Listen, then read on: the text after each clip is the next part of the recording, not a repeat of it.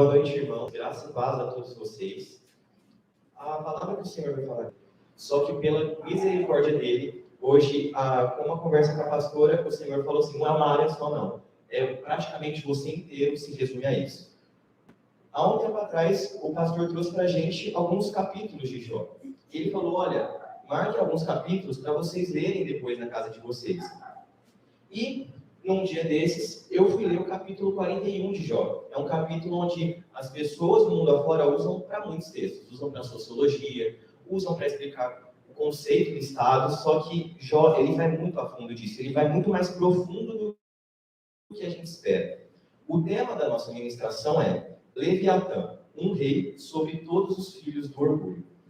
Aqui, Jó, ele vai estar falando para a gente a respeito de um animal que na época dele era marinho, era um animal que existia no mundo físico, no mundo real, e conforme ele vai passando o texto, ele vai fazendo uma transição, é muito interessante. Quando eu fui lendo, ele vai dando algumas características que você fica assim, nossa, mas quem que é esse, né? E conforme vai passando o texto, conforme vai passando os versículos, ele vai fazendo uma transição do mundo físico para o mundo espiritual. Até que chega um ponto, um ápice desse capítulo, onde ele fala, olha, esse animal se refere a esse no mundo de vocês. Então a igreja pode abrir a Bíblia lá em Jó 41.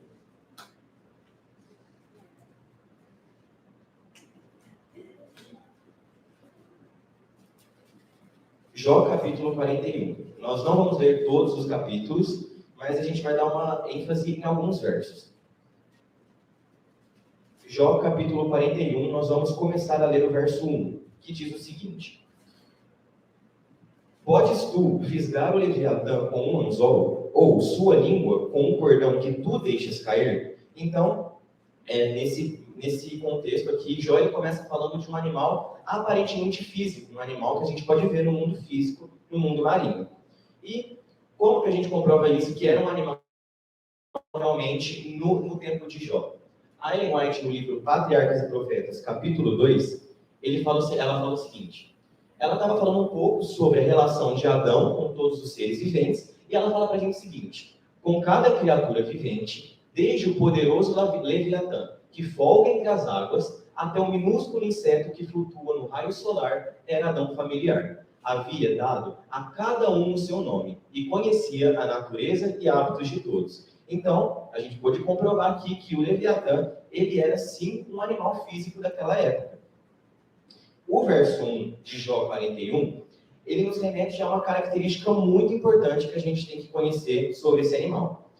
Então, ele está falando o seguinte para a gente, olha, por acaso você vai ir no mar com uma varinha de pescar para pegar esse animal? Não tem como fazer isso. Porque ele era um animal que ele era pequeno, para Jó falar isso? Ele não era pequeno, ele era um animal muito grande. Então, Jó está falando assim, olha, vocês não vão conseguir pegar ele com um anzol ou com um simples cordão que vocês vão deixar cair. Da mesma forma que a gente não consegue ter o domínio sobre esse animal sem um conhecimento técnico e físico, sem um preparo técnico e físico, da mesma forma a gente não consegue ter o domínio sobre o nosso pecado, sobre o inimigo, sem um preparo espiritual. Então a gente vai estar fazendo sempre uma transição do mundo físico, dos versículos físicos, para o literal. Então, ele está falando o seguinte, olha, ele é um animal muito grande, então exige um preparo para se manter um domínio sobre ele.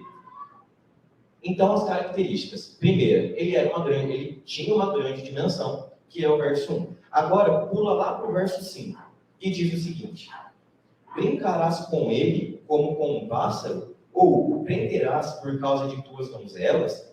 Então, ele está falando o seguinte para a gente aprendeu com o pastor o que significam perguntas retóricas. Então, perguntas retóricas são aquelas perguntas que o autor faz para a gente com o intuito da gente pensar, só que já tem a resposta. Então, Jó vira para a gente e fala o seguinte, aqui no verso do capítulo 41.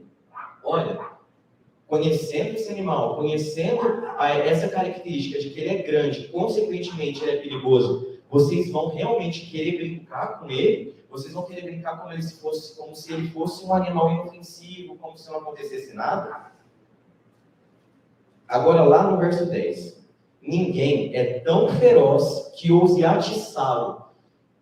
Quem então é capaz de ficar de pé diante de mim? Então Jó está falando assim, olha, ele é tão perigoso que ninguém na terra tem a capacidade, tem a ousadia de ir atiçar esse animal, porque ele é muito perigoso. E a comparação que Deus foi fazendo comigo conforme eu ia revisando esse estudo é o seguinte: da mesma forma que a gente tem a convicção de que se a gente for num mar onde só tem mar, a gente vai se machucar, da mesma forma aqui o povo leco tinha essa convicção. Não, se eu entrar no habitat natural dele, consequentemente eu vou acabar morrendo, vou acabar machucado. Por quê? Porque ele é grande, ele é perigoso, e eu vou acabar saindo com machucados, com problemas ali. Então Jó fala, olha, eu conheço, as pessoas conhecem quem é esse animal.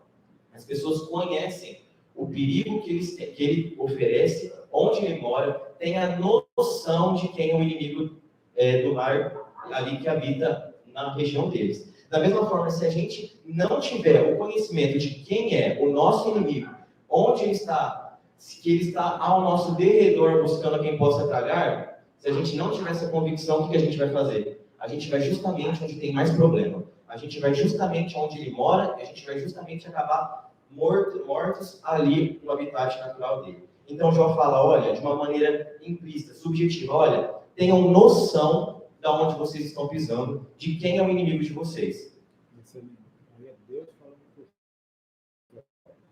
Isso. Deus falando com Jó, tá? Então, só deixando... A gente aprendeu também que o livro de Jó ele foi escrito por Moisés, só que é Deus falando para Jó, tá? Deixa só para não ficar nenhuma confusão. E aqui, qual que é a segunda característica que a gente acabou de ver? Ele é um animal perigoso. Então, segunda característica, versos 5 e 10. Só que agora, Jó ele começa a fazer uma transição para o mundo espiritual. E é aqui que vai ficando cada vez mais interessante. Até olha lá no verso 24, perdão. O seu coração é firme como uma pedra, sim, duro como um pedaço da mão inferior. Agora volta um pouquinho lá no verso 19. Então ele tem um coração duro como uma pedra, como uma mão inferior. A gente ainda vai entender o que é essa mão inferior. Verso 19. Da sua boca saem tochas e centelhas de fogo, e partículas de fogo escapam. Das suas narinas sai fumaça, como saem de uma panela fervente ou de um caldeirão. O seu fôlego acende os carvões, e uma chama sai de sua boca. Então, quando a gente vira para uma pessoa e fala, olha, tem uma semelhança de um ser que solta fogo pela boca e fumaça sai de suas narinas. O que é a primeira coisa que a gente pensa? Um dragão, obviamente. Então, ele tem a semelhança de um dragão. E quem é o dragão que João descreve lá em Apocalipse 12, 9? O grande dragão, a antiga serpente. O próprio diabo. Então, qual é a conclusão que a gente tira sobre esse animal no mundo espiritual? Quem ele é, afinal? O próprio diabo. Então, terceira característica. Fogo sai de sua boca e fumaça por suas narinas. Por isso que eu coloquei a figura ali, o símbolo de um dragão. Essa é a semelhança dele. Ele é grande, ele é perigoso e solta fogo pela boca e fumaça sai de suas narinas. Então, está mais do que claro para a gente de quem esse animal representa no mundo espiritual. Só que a gente ainda vai ter uma confirmação ainda mais forte de quem ele é. Então, o que a gente leu no verso 24? Que o coração dele é o quê? É mole? Não, é duro como uma pedra. E o que essa mão inferior é? Aqui só vai aparecer a referência do que a gente falou de Apocalipse 12, 9. Mas, o coração duro como uma pedra. Quando o Deus fala através de Jó sobre a mão inferior, ele estava falando desse objeto aqui. Esse objeto ele era utilizado para causar o efeito de moer os alimentos. Então, raciocina comigo. Para ter esse efeito de moer os alimentos, não pode ser uma pedra que racha fácil, tem que ser uma pedra muito resistente e muito firme. Da mesma forma, o coração desse animal. Da mesma forma, o coração desse animal é duro como uma pedra. Ou seja, se nós estamos sob o governo desse animal, ou seja, a gente continua no pecado e não faz nada a respeito, como diz lá o salmista, se eu não me engano, o Salmo 115, que conforme a gente se espelha numa pessoa, se espelha em algo, adoramos algo, nós nos tornamos iguais a isso. Se nós estamos sob o governo do diabo, nós estaremos com o coração exatamente assim, duro como uma pedra. Então, essa é a mão inferior, para quem nunca tinha visto. E aqui entra o ponto que Deus falou muito forte comigo. Por quê? Porque Porque eu achava que simplesmente essa palavra era para uma área da minha vida. Porque eu tenho aprendido a ser sincero com Deus. Só que essa sinceridade com Deus, se Deus não me trouxesse aqui nessa noite, eu só ia ficar na sinceridade. Porque eu chego para Deus e falo, olha, Deus, eu estou sentindo isso, eu estou sentindo aquilo. Mas Deus olha e fala, e aí, o que você vai fazer contra isso? E aqui, com as últimas exortações, o diabo achou uma brecha para que ele entrasse no meu coração e endurecesse ele ainda mais. E aqui, Deus está falando comigo, olha, o seu coração está endurecido por causa do quê? Agora, pula lá para o verso 34, que é a identificação final desse animal. Ele contempla todas as coisas humildes? Não, todas as coisas altivas. Ele é um rei sobre todos os filhos do orgulho. Quem é um rei sobre todos os filhos do orgulho? Quem está envolvido em toda forma de orgulho? O diabo. Então, Deus falou o seguinte para mim, olha, você tem orgulho. Eu achava que na minha vida o orgulho era uma área pequenininha ali. Aí tudo bem, orgulho. É só eu não aceitar a correção de Deus e ficar por isso mesmo. Quando na realidade, hoje à tarde, Deus falou para mim, vai muito além disso. A cada palavra que a pastora ia falando para mim, era como se Cristo estivesse sentado ali do meu lado e falando, olha, cada vez que você pisa naquela faculdade, você é muito orgulhoso. Cada vez que você entra na sua sala de aula, você se torna ainda mais orgulhoso. Cada palavra que você fala com os seus amigos demonstra o seu orgulho. Quando você entra num apartamento para estudar, você está sendo orgulhoso. Quando você entra de cabeça nas coisas, sem analisar qualquer tipo de preparo espiritual aqui, que já fala, olha, o Leviatã é perigoso, vocês vão realmente querer arriscar, brincar com ele, e eu realmente arriscava brincar. Então Deus estava falando para mim, olha, você é muito mais orgulhoso do que você pensa. Você ultrapassa a sua visão. Então, Deus, ele fala para mim o seguinte, olha, quanto mais orgulhoso você é, mais você está sob o domínio do rei, do rei dos filhos do orgulho. Porque você está ficando com o coração endurecido pelo orgulho e, consequentemente, você não está conseguindo entender as coisas que eu estou falando para você. Mas aí, Jó, ele fecha esse quadro para a gente, depois que a gente estudou tudo isso, depois que Deus virou para mim e falou, olha, você é muito mais orgulhoso do que você pensa, você precisa analisar todo o contexto e me colocar em todas as coisas que você faz. Eu simplesmente chego na faculdade e parece que eu esqueço que Deus existe. Eu chego naquela sala de aula e eu falo, tá legal, agora eu preciso mascarar quem eu sou para que as pessoas me aceitem. Quando na realidade Deus está falando, olha, você não precisa fazer isso. Você precisa mostrar de onde você veio. Por quê? Um dos versículos que Deus falou comigo na semana passada está lá em João 3:6. O que diz lá em João 3:6? A igreja pode abrir lá.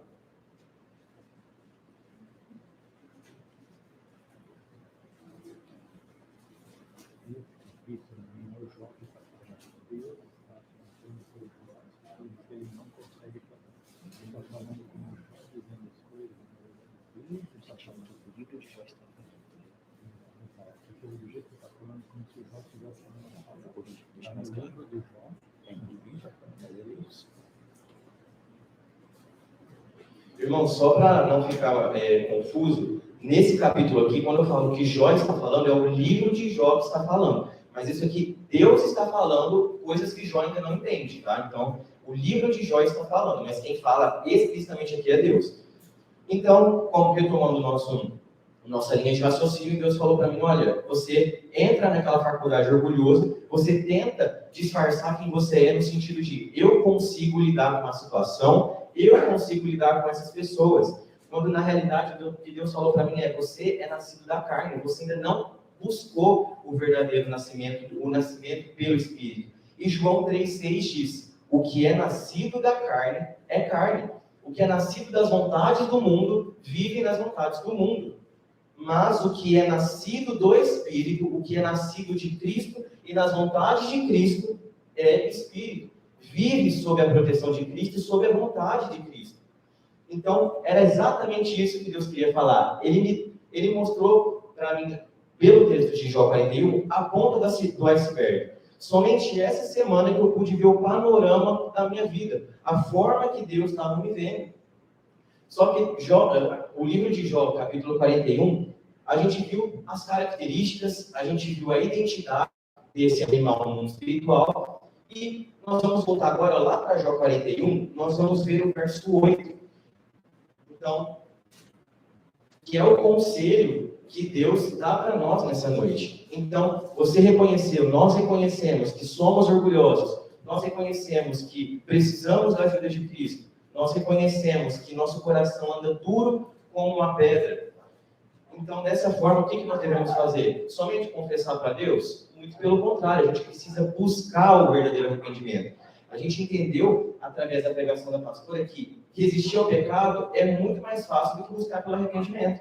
Uma vez que caiu, é muito mais difícil chegar ao lugar que a gente estava antes. Por quê? Porque existe um esforço pela busca do arrependimento.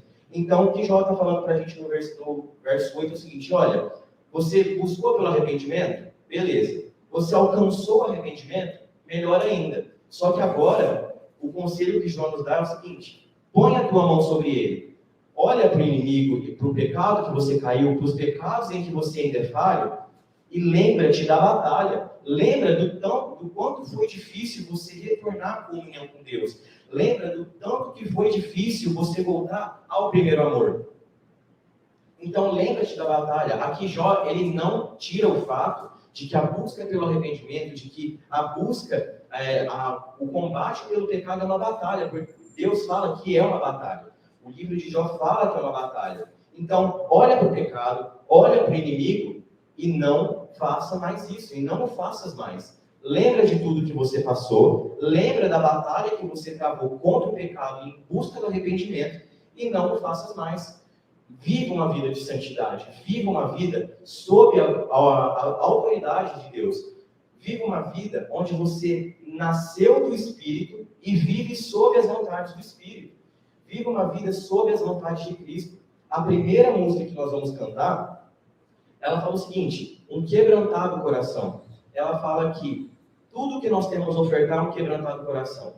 Só que Deus sabe, Deus pode comprovar através da minha vida que eu não tenho nem isso para ofertar muitas vezes. O que eu tenho muitas vezes é um coração duro como uma mão inferior. Só que se eu reconheci que eu não tenho ainda esse quebrantado coração, a outra música que nós vamos cantar diz o seguinte: olha, Deus, limpa o meu coração com a tua graça. Limpa o meu coração para que o Senhor possa fazer morada nele, para que o Senhor veja a capacidade de fazer de mim um jardim fechado, para que o Senhor faça de mim a tua obra, que eu tenha capacidade de receber a chuva serôdia, o poder de Deus.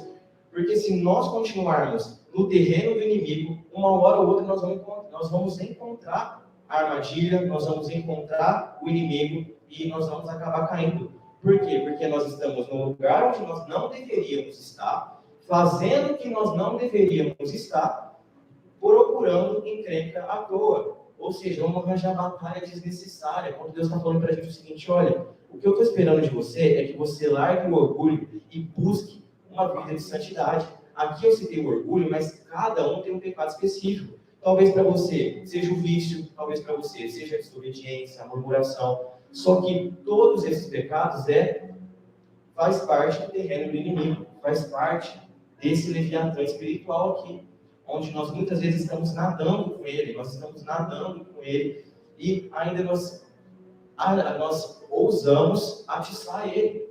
E o que Deus espera para a gente? Deus fala para a gente o seguinte: olha, lembra da batalha contra o pecado que você travou e trave uma batalha em busca do arrependimento. Peça para Deus esse quebrantado coração. E um quebrantado coração é um coração que é totalmente humilde. É um coração que ele confessa, só que ele passa para a próxima etapa. Qual que é a próxima etapa?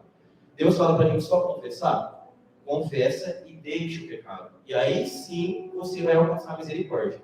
E é o que essa música fala: olha, Deus, eu quero ter esse quebrantado coração. Então, me ajude a alcançar esse estado. Amém? A igreja pode se levantar e nós vamos cantar exatamente isso.